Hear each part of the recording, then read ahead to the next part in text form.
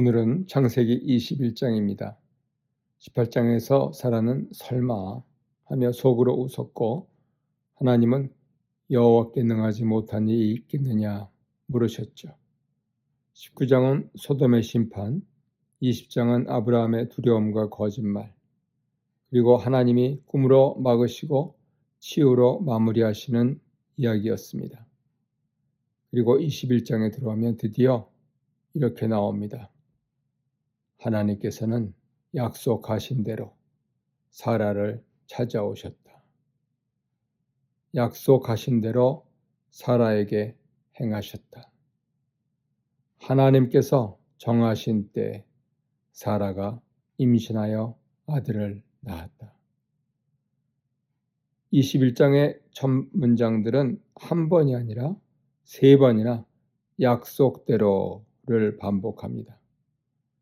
말씀하신 분이 하나님이고 이루신 분도 하나님이고 때를 정하신 분도 하나님이란 걸 못 박는 겁니다.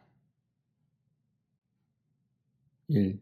약속의 성취 이삭이 태어나다 1절로 7절 사라가 임신하고 하나님이 정하신 때가 되자 아브라함에게 아들이 태어납니다. 아브라함은 그 아들의 이름을 이삭이라 짓습니다. 그리고 아이가 태어난 지 8일이 되자 하나님이 명령하신 대로 할례를 행합니다.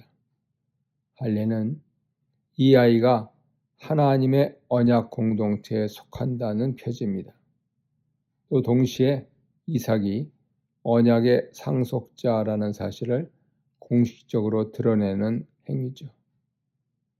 그리고 성경이 아주 구체적으로 숫자를 적시합니다. 이삭이 태어날 때 아브라함은 100세.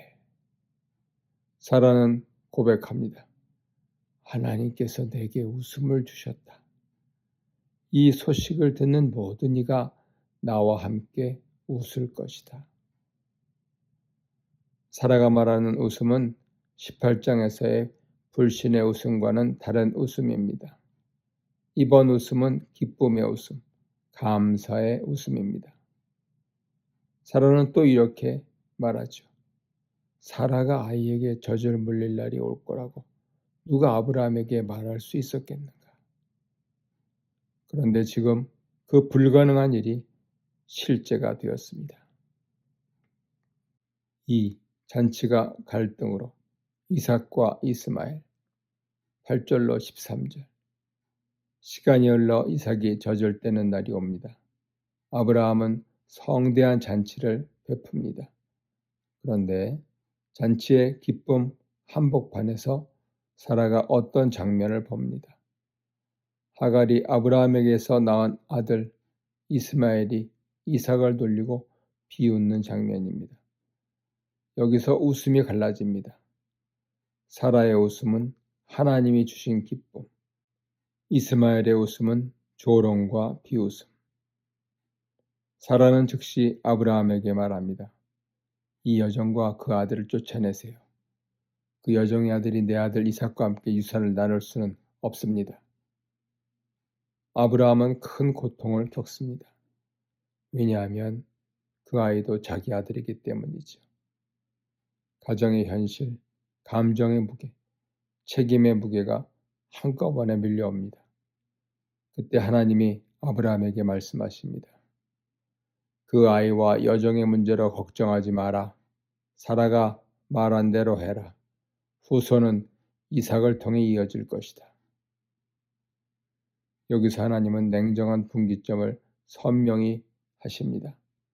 언약의 계보는 사람의 계산이 아니라 하나님의 약속으로 이어집니다.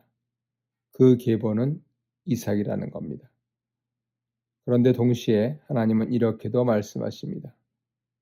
여종의 아들에 관해서도 안심하라. 그도 내 신이 내가 그를 큰 민족이 되게 하겠다.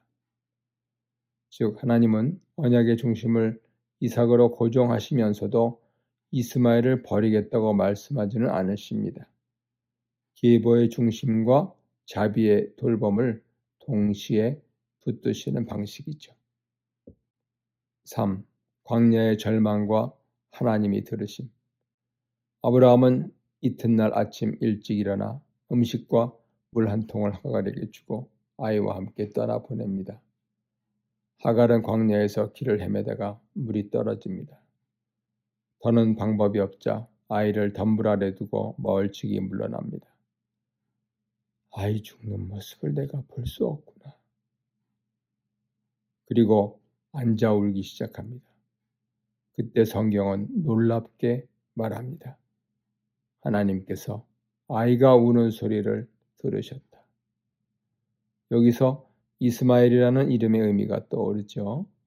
이스마엘은 하나님이 들으신다.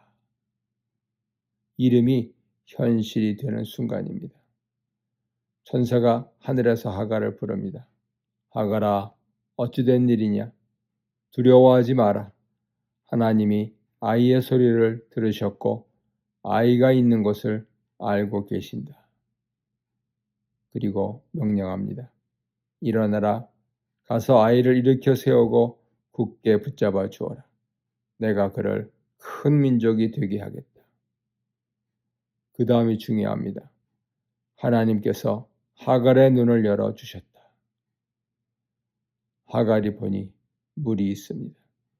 그녀는 물을 길어 아이에게 먹입니다. 성경은 한 문장으로 결론을 내리죠.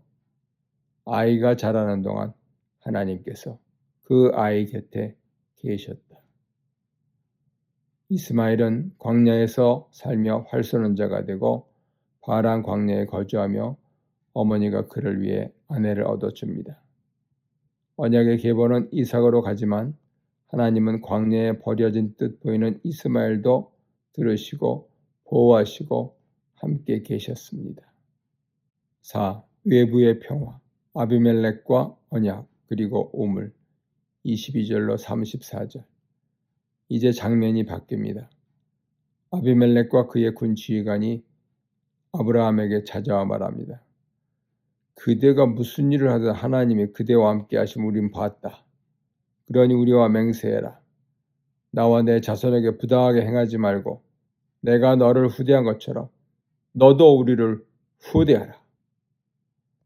아비멜렉은 20장의 사건을 겪으며 아브라함의 하나님이 진짜로 살아계시다 하는 두려움을 몸으로 배운 셈입니다. 그래서 이번에는 먼저 평화조약을 제안합니다. 아브라함은 대답합니다.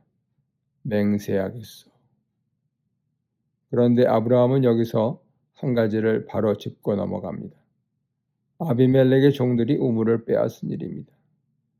아비멜렉은 말합니다. 난 몰랐다. 너도 내게 말하지 않았다. 오늘 처음 듣는다.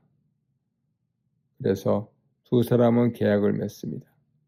아브라함은 양과 소를 주고 특히 암양 새끼 7마리를 따로 떼어둡니다. 아비멜렉이 묻습니다. 이 암양 7마리는 무슨 뜻이오? 아브라함이 답합니다.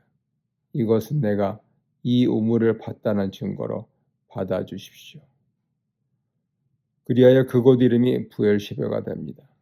맹세의 우물 또는 7의 우물이라는 의미로 이 우물 사건과 언약의 기억을 한꺼번에 묶는 지명입니다. 그리고 마지막 장면. 아브라함은 부엘세바에 에셀나무를 심고 거기서 하나님을 예배하며 영원하신 하나님의 이름을 부릅니다.